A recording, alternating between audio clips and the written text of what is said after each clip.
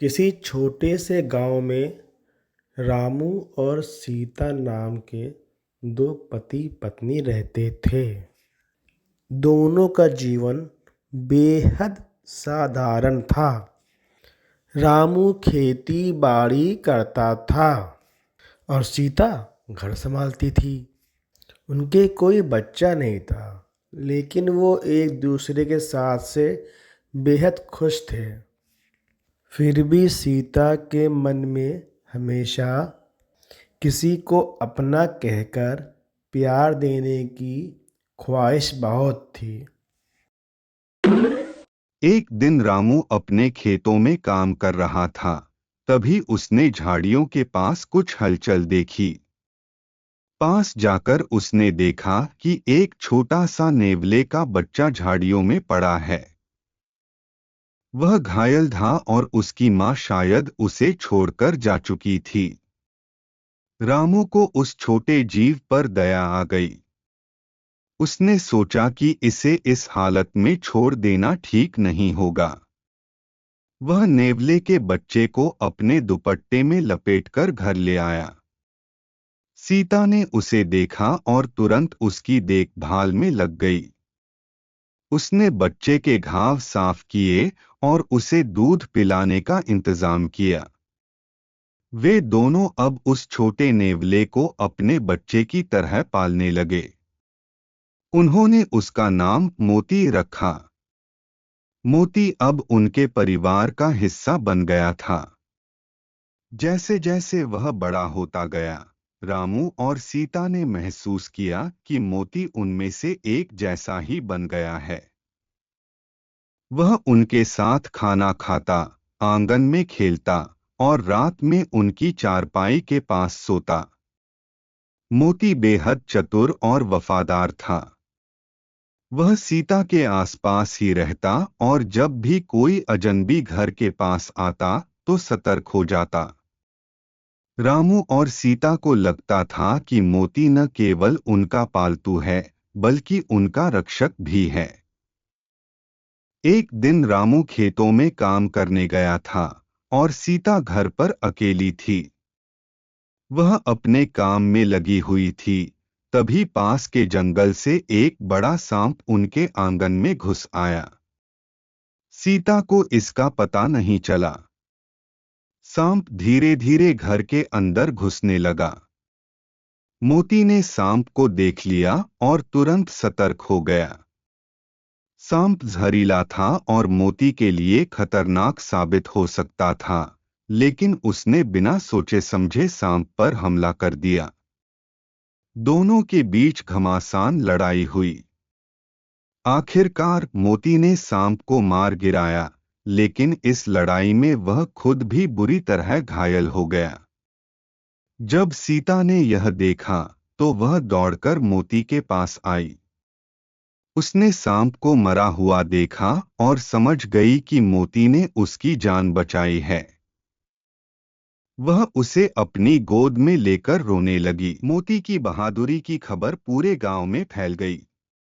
लोग रामू और सीता के घर आने लगे और मोती की तारीफ करने लगे। गांव वालों ने मोती के लिए एक छोटा सा सम्मान समारोह रखा। अब मोती सिर्फ रामू और सीता के लिए ही नहीं, बल्कि पूरे गांव के लिए हीरो बन गया था। मोती ने अपनी वफादारी और बहादुरी से रामू और सीता का दिल जीत लिया था। वह उनके जीवन का अभिन्न हिस्सा बन गया था। सीता कहती थी, मोती हमारे लिए संतान से बढ़कर है। उसने हमें न केवल खुशी दी, बल्कि हमारी जान भी बचाई। इस तरह रामू और सीता का साधारण सा जीवन मोती के कारण असाधारण बन गया। उनका यह रिश्ता एक अनूठे प्रेम और वफादारी की मिसाल बन गया। मोती अब गांव भर में मशहूर हो गया था। बच्चे उससे खेलना चाहते और बड़े लोग उसकी बहादुरी की कहानियां सुनाते। रामू और सीता के लिए यह गर्व की बात थी कि उनका पाला हुआ नेवला गांव के लिए इतना खास हो गया था। लेकिन मोती की उम्र धीरे धीरे बढ़ रही थी।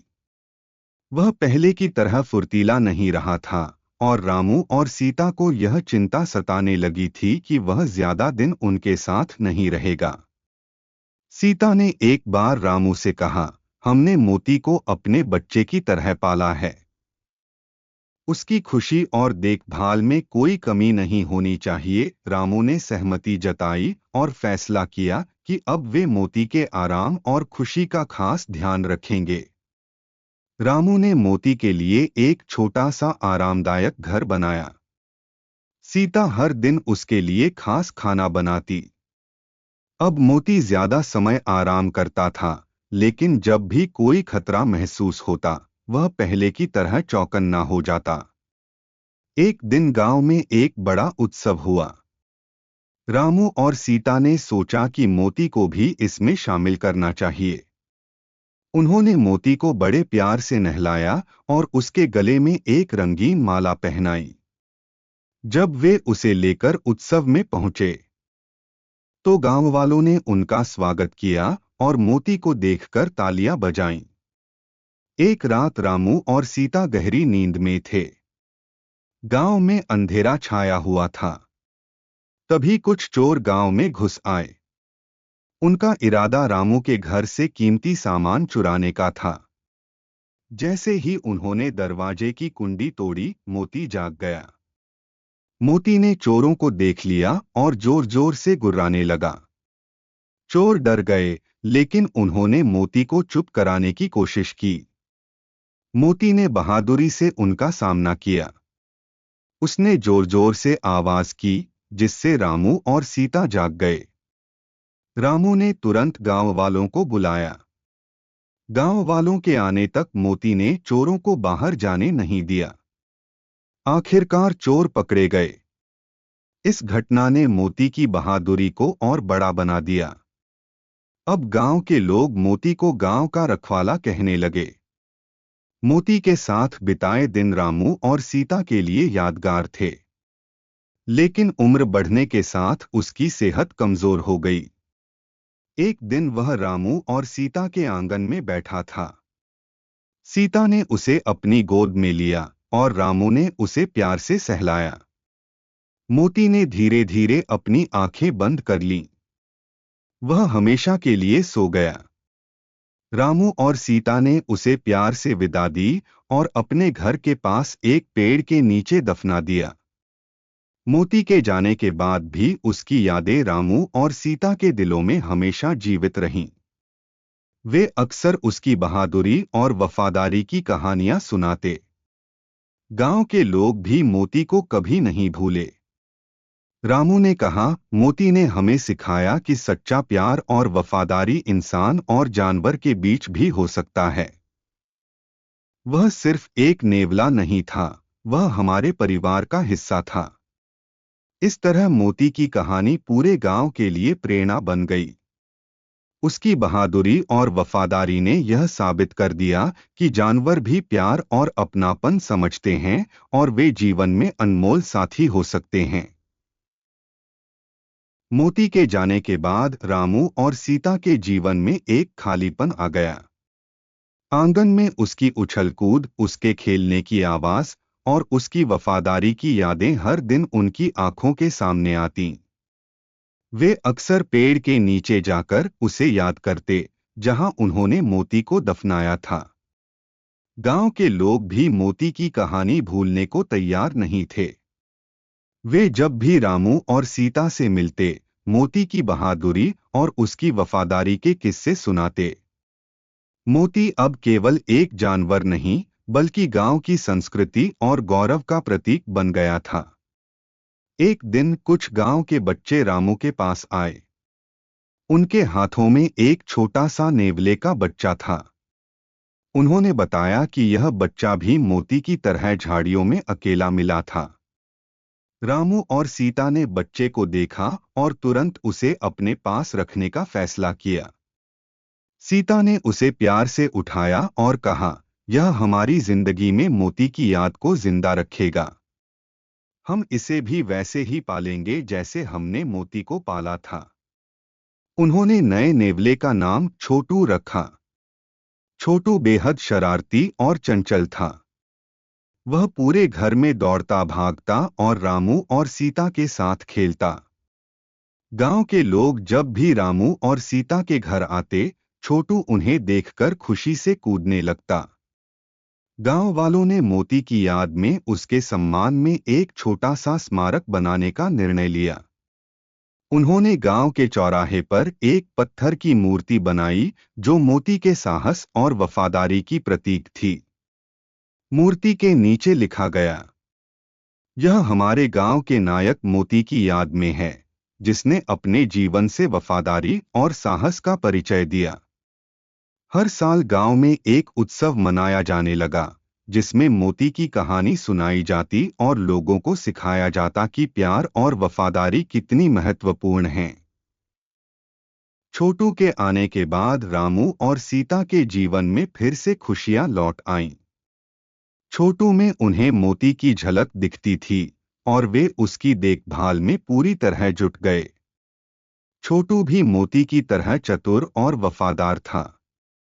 रामू अक्सर छोटू को मोती की कहानी सुनाता और कहता, तुम्हें भी मोती की तरह बहादुर बनना है। छोटू ध्यान से सुनता, मानो वह हर शब्द समझ रहा हो। रामू और सीता के जीवन ने यह साबित कर दिया कि जानवरों और इंसानों के बीच का रिश्ता केवल मालिक और पालतू का नहीं होता। यह रिश्ता प्यार, विश्वास और एक दूसरे के प्रति वफादारी का होता है। मोती की कहानी अब केवल रामू और सीता तक सीमित नहीं रही।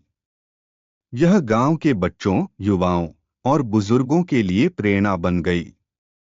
जो कोई भी इसे सुनता, वह यह सीखता कि जीवन में प्यार और वफादारी का कितना महत्व है, चाहे वह किसी भी रूप में क्यों न हो। रामू और सीता की कहानी यह सिखाती है कि प्यार और दया से हम किसी भी जीव को अपनाकर उसे अपना बना सकते हैं। मोती उनके जीवन का हिस्सा बनकर उन्हें सिखा गया कि वफादारी और निस्वार्थ प्रेम की कोई सीमा नहीं होती। यह कहानी आने वाली पीढ़ियों के लिए एक संदेश बन गई कि जानवर भी हमारे जीवन में उतने ही महत्वपूर्ण हो सकते हैं जितना कि कोई और। मोती भले ही अब इस दुनिया में नहीं था, लेकिन उसकी यादें, उसकी बहादुरी और उसके साथ बिताए गए पल रामू, सीता और पूरे गांव के दिलों में हमेशा जीवित रहेंगे। छोटू अब रामू और सीता के परिवार का अभिन्न हिस्सा बन चुका था। उसकी चंचलता और मासूमियत ने उनके जीवन में नई खुशियां भर दी थीं। लेकिन छोटू में भी मोती जैसी वफादारी के लक्षण दिखाई देने लगे थे। एक दिन रामू और सीता खेतों में काम करने गए थे। घर पर छोटू अकेला था। पास के जंगल से एक जंगली कुत्ता गांव में घुस आया। वह सीधा रामू के घर की ओर बढ़ा। छोटू ने जैसे ही कुत्ते को देखा, वह सतर्क हो गया। जंगली कुत्ता घर के आंगन में घुसने की कोशिश कर रहा था। छोटू ने अपनी नन्ही कदकाठी के बावजूद उसे रोकने की पूरी कोशिश की। जैसे ही कुत्ता आगे बढ़ा, छोटू ने बहादुरी से उसका सामना किया। लड़ाई में छोटू को थोड़ी चोट लगी, लेकिन उसने कुत्ते को घर के अंदर घुसने नहीं दिया। जब रामू और सीता वापस आए, तो उन्होंने छोटू की चोट देखी और तुरंत उसकी देखभाल में जुट गए। रामू ने कहा, छोटू, तुमने सचमुच साबित कर दिया कि तुम भी मोती की तरह निडर और वफादार हो। अब गांव में रामू और सीता की कहानी और भी खास बन गई थी। लोग कहते थे, नेवलों का यह परिवार इस गांव का गौरव है। पहले मोती और अब छोटू, दोनों ने हमें यह सिखाया है कि जानवर इंसानों के सबसे अच्छे साथी हो सकते हैं। गांव के बच्चे अक्सर रामू के पास आते और उनसे मोती और छोटू की कहानियां सुनने की जिद करते। रामू और सीता उन्हें बड़े चाव से सुनाते।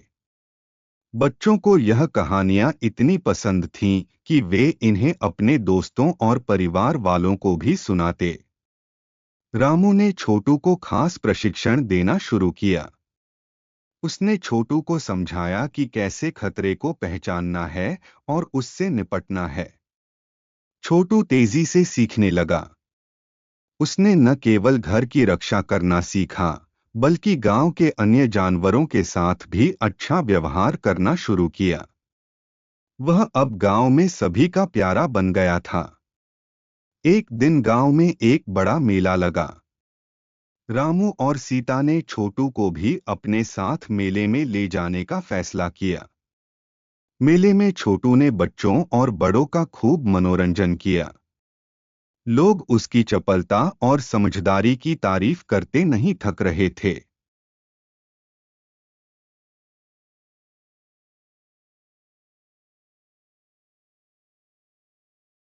कुछ महीनों बाद गांव में बाढ़ का खतरा पैदा हो गया। लगातार बारिश के कारण नदी का पानी गांव में घुसने लगा। लोग अपने घर छोड़कर सुरक्षित स्थानों की ओर भाग रहे थे। रामू और सीता ने भी अपने घर से निकलने की तैयारी की। जैसे ही वे घर से बाहर निकले, रामू को याद आया कि उनकी एक संदूक में जरूरी कागजात और कुछ पैसे रखे थे। वह वापस जाने लगा, लेकिन पानी का बहाव तेज हो रहा था। तभी छोटू ने पानी में छलांग लगाई और रामू के इशारे को समझते हुए उस संदूक तक पहुंच गया। उसने अपने नुकीले दांतों से संदूक का कपड़ा खींचा और रामू तक सुरक्षित पहुंचाया। गांव वालों ने यह दृश्य देखा और एक बार फिर छोटू की बहादुरी के कायल हो गए। बाढ़ खत्म होने के बाद गांव में छोटू की कहानी सबकी जुबान पर थी। रामू और सीता ने महसूस किया कि छोटू न केवल उनकी जिंदगी का हिस्सा बन गया है, बल्कि उसने मोती की यादों को भी जीवित रखा है। मोती और छोटू दोनों ने उनकी जिंदगी को वह खुशी दी थी जिसकी उन्हें हमेशा तलाश थी। रामू और सीता का यह अनुभव हमें सिखाता है कि जानवर न केवल हमारे साथी हो सकते हैं, बल्कि वे हमारे जीवन के सबसे बड़े रक्षक और प्रेरणा भी बन सकते हैं। नेवलों के साथ उनका रिश्ता यह साबित करता है कि प्यार, देखभाल और समझदारी से किसी भी जीव को अपनाया जा सकता है। अब रामू और सीता की जिंदगी में छोटू के रूप में एक नया अध्याय खुल चुका था। छोटू ने मोती की विरासत को न केवल आगे बढ़ाया, बल्कि यह भी साबित कर दिया कि जानवरों का प्यार और वफादारी कभी कम नहीं होती। इस तरह मोती और छोटू की कहानियां गांव के हर दिल में बसी रहीं, और रामू और सीता का नाम इन अनोखे रिश्तों की वजह से हमेशा याद रखा गया।